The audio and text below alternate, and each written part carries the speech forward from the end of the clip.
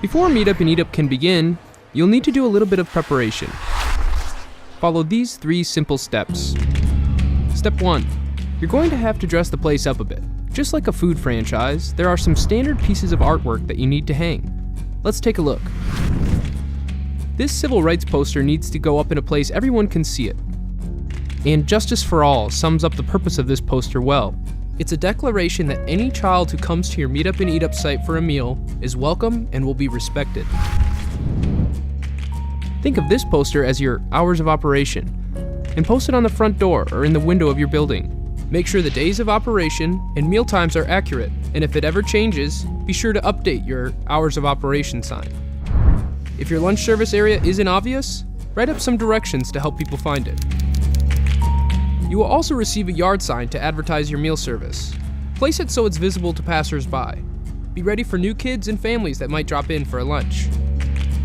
Consider it a best practice to display your menu on the wall for your kids to see, and make a point of knowing what's on the menu for the day. You'll need to know to accept your delivery, and any kids with allergies will thank you too. Step 2. Wax on, wax off. Make like the Karate Kid and get to cleaning. Make sure the area or areas you've designated for eating are clean and safe.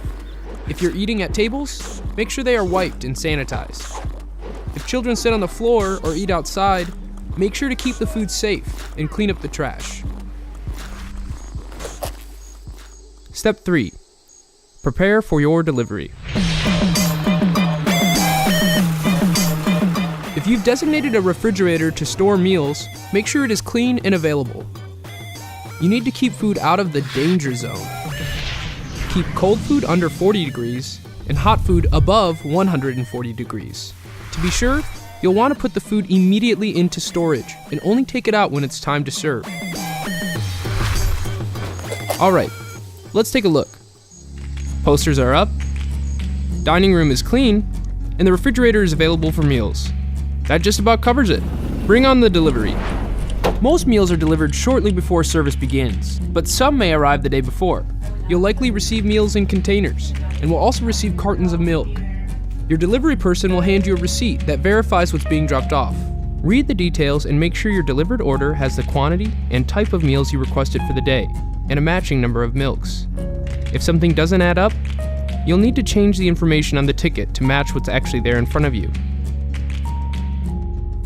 If you ever have leftover meals, make sure they are stored at the front of the fridge.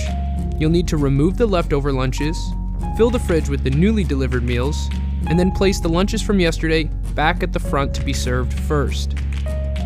We've written old and new on these lunches to illustrate the concept, but at your site, you should write the date on each lunch to make sure you are serving the meals from yesterday before serving the meals from today. This is an important food safety rule. Always remember, first in, first out. For breakfast, make sure you have 1 serving of a fruit or vegetable, which could be a piece of fresh fruit or juice, 1 serving of grain, which may be a bagel or cereal, and a milk in a separate carton. An optional serving of meat or meat alternate can also be served. For lunch, always look for 2 servings of a fruit or vegetable, or 1 of each. A grain, which could be a bun, a roll, a wrap, pasta, or crackers. A meat or meat alternate, which might be deli meat, chicken, cheese, or beans, and 1 serving of milk. For snack, you just have to make sure you have at least 2 different components, so long as it's not juice and milk. That combination of components does not constitute a snack. These are what we call the components of the meal. The components are set by the meal pattern, which is a template for a well-balanced meal. The meal pattern was developed to make sure that the meals you serve have the right nutrients for kids. If, for any reason, you think your meals are unacceptable or unservable, don't accept the delivery.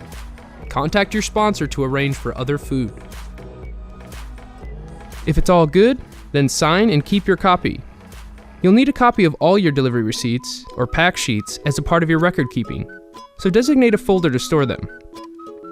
During the year, the state agency will be looking for these as a way to verify that the meals being served are healthy and appropriate for kids. After your meals are stored and your papers are filed, it's time to wait. Lunchtime will be here before you know it.